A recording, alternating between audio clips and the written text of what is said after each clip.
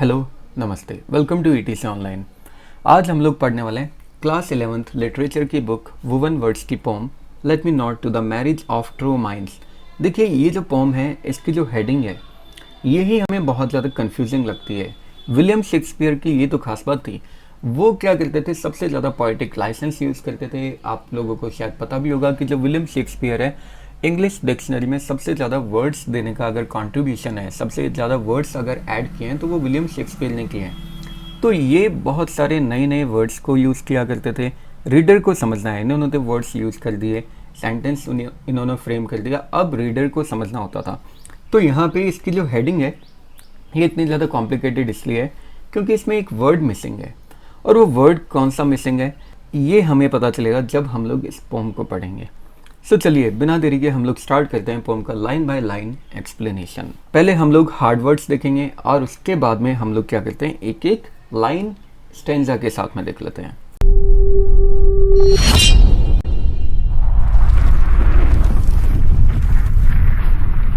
सो William Shakespeare बोलते हैं, let me not to the marriage of true minds admit impediments. So इस line को अच्छे से समझने के लिए हम लोग क्या करते हैं, ये जो वर्ड है नॉट, इसके बाद में एडमिट इम्पेडिमेंट्स को यहाँ पे फिट कर दीजिए। फिर देखिए थोड़ा सा सेंस बनाएगा। Let me not admit impediments to the marriage of true minds.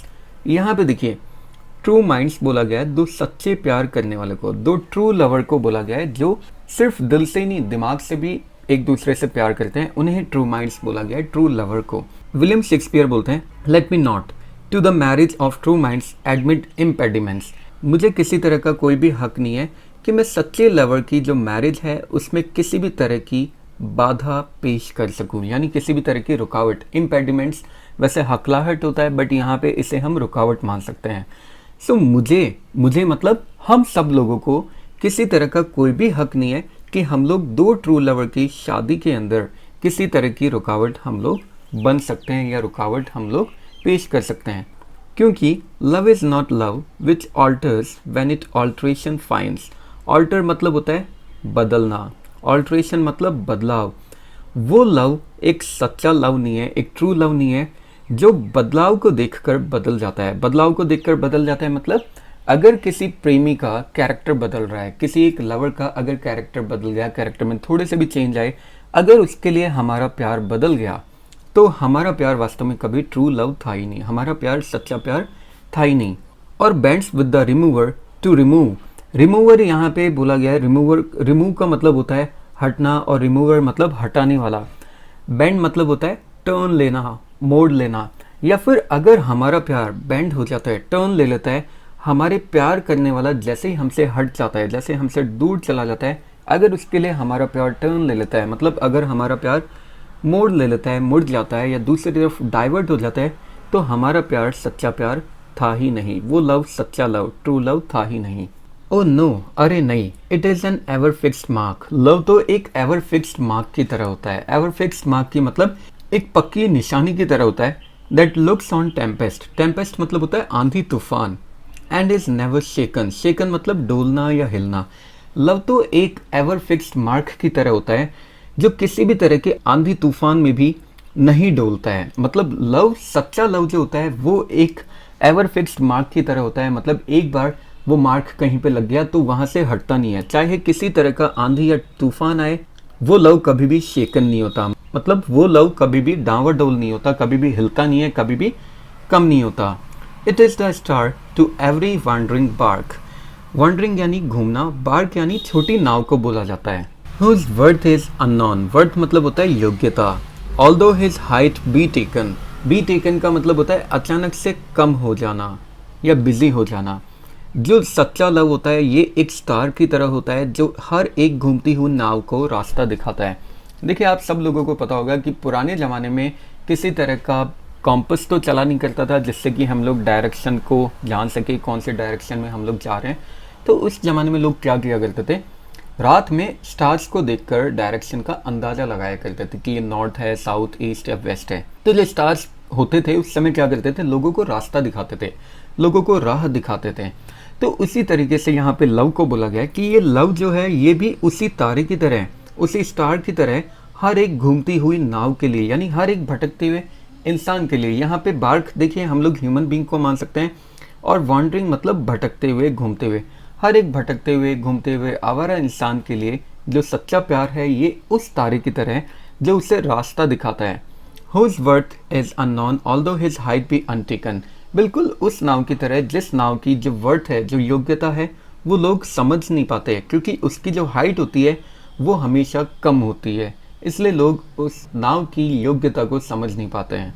Love is not time's fool though rosy lips and cheeks within his bending sicles.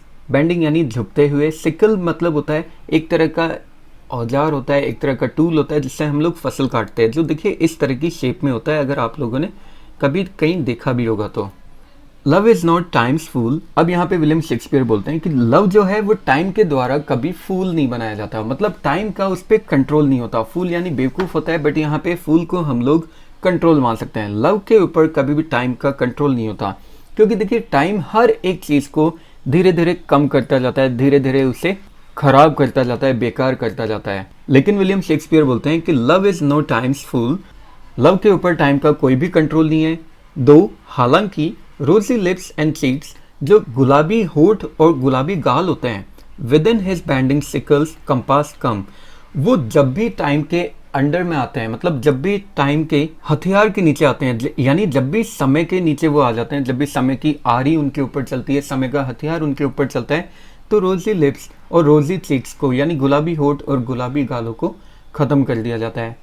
यहाँ पे इसका मतलब ये है कि जो सुंदरता होती है समय के साथ साथ धीरे धीरे वो खत्म होती जाती है। समय सुंदरता को धीरे धीरे खत्म करता जाता है, खत्म कर देता है। लेकिन प्यार कभी भी समय के साथ कम नहीं होता। सुंदरता समय के साथ कम हो सकती है, रोजी लिप्स या रोजी चीक्स, गुलाबी आंख या गुलाबी गाल समय के साथ धीरे धीरे फीके पड़ते चले जाएंगे, समय के साथ धीरे धीरे उनकी सुंदरता कम होती जाएगी। लेकिन सच्चा प्यार अगर किसी के मन में है तो वो समय के साथ कभी भी खत्म नहीं होगा। तो इसलिए यहाँ पे बोला गया है कि लव के ऊपर यानी सच्चे प्यार के ऊपर समय का कोई कंट्रोल नहीं है, बाकी समय हर एक चीज को डिस्ट्रॉय कर सकता है, इतना पावरफुल होता है टाइम।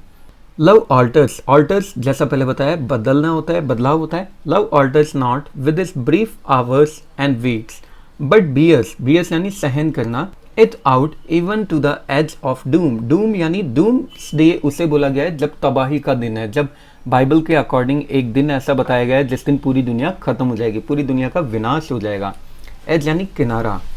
लव थोड़े थोड़े, love alters not with his brief hours and weeks. Love थोड़े थोड़े समय, थोड़े थोड़े आवर्स या हफ्तों के साथ साथ कभी ऑल्टर नहीं करता है, कभी बदलता नहीं है, बल्कि जो सच्चा लव होता है ये तो तब तक बना रहता है जब तक कि दुनिया तबाह नहीं हो जाती, यानी दुनिया के अंत तक सच्चा लव बना रहता है।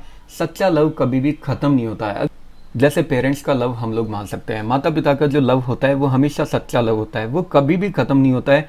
उनके बेटा या बेटी, उनके चिल्ड्रन कैसे भी हो, आवारा हो, नालायक हो या फिर बहुत इंटेलिजेंट हो, लेकिन वो हमेशा उनसे प्यार ही करते रहते हैं। समय के साथ भी उनका प्यार कभी कम नहीं होता है, चाहे वो दिखने में सुंदर हो, बदसूरत हो या फिर कैसे भी हो।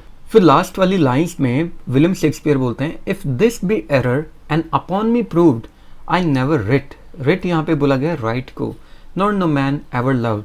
अब यहाँ पे देखिए विलियम शेक्सपियर इतने ज़्यादा कॉन्फिडेंट है अपनी ये पोम लिखते समय कि वो बोलते हैं इफ़ दिस बी एरर, अगर ऊपर ये जितनी भी बातें मैंने बताई है, अगर ये सारी बातें गलत हो, एरर मतलब गलत हो, एंड अपॉन मी प्रूव्ड, और अगर ये सारी बातें मेरे ऊपर प्रूव भी हो जाए कि भाई मैंने गलत बोला था, आई नेवर रिट, तो आज के बाद मैं कभी नहीं लिखूंगा।